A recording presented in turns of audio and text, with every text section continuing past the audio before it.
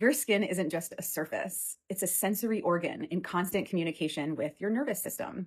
How our skin is touched sends signals of safety or stress to the nervous system, which influences how the skin heals and responds. Welcome to the Whole Glow.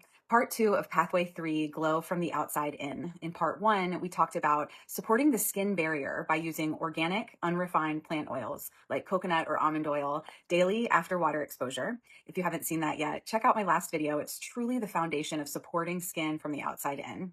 And today we're shifting from ingredients on the skin to stimulation of the skin, how we use touch both with our hands and with supportive tools. Practices like facial massage, gua sha, and red light therapy can be incredibly supportive when they're used thoughtfully, not with force or intensity, but with calm, consistent stimulation. You'll often see gua sha done with a tool, but it's actually an ancient Chinese technique.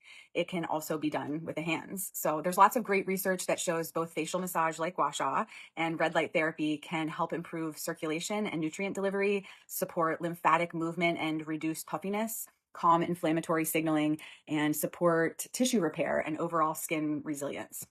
From a nervous system perspective, slow, light touch activates the parasympathetic nervous system, otherwise known as rest and repair state of the nervous system, where healing and regeneration happen. When the nervous system is calm, inflammation lowers, and skin repair happens more efficiently. Because the skin doesn't just respond to products, it responds to stress, and massage is excellent for helping regulate that. In my next video, I'll be talking about light therapy, including the benefits, routines, and specific tools I use for both massage and light. So stay tuned.